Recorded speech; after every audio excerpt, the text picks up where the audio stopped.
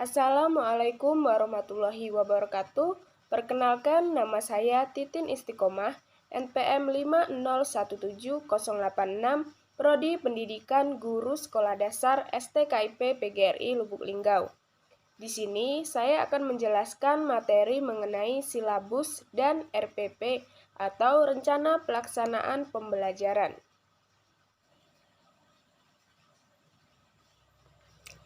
Pertama, yang akan kita bahas yaitu mengenai silabus.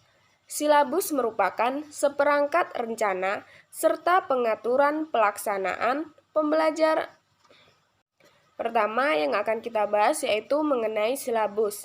Silabus merupakan seperangkat rencana serta pengaturan pelaksanaan pembelajaran dan penilaian yang disusun secara sistematis yang memuat komponen-komponen yang saling berkaitan untuk mencapai penguasaan kompetensi dasar.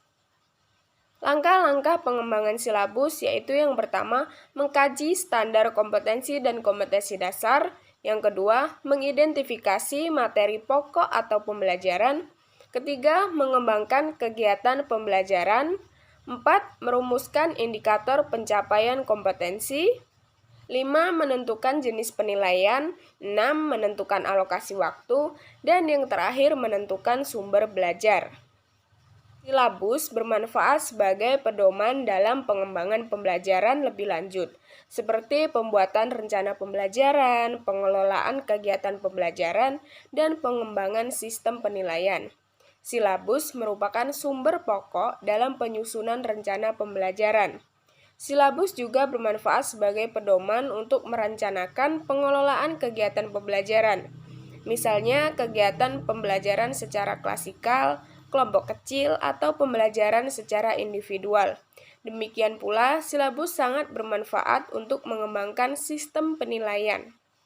Untuk isi silabus sendiri yaitu memuat identitas mata pelajaran, identitas sekolah meliputi nama satuan pendidikan dan kelas, kemudian kompetensi inti, kompetensi dasar, tema, materi pokok, memuat fakta, konsep, prinsip, dan prosedur yang relevan, dan ditulis dalam bentuk butir-butir sesuai dengan rumusan indikator pencapaian kompetensi.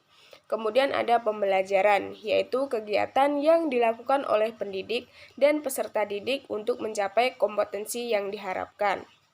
Prinsip pengembangan silabus yang pertama ilmiah, relevan, sistematis, konsistensi, kecukupan, dan aktual atau konseptual. Kedua, yang akan kita bahas yaitu mengenai rencana pelaksanaan pembelajaran atau yang sering disebut dengan RPP.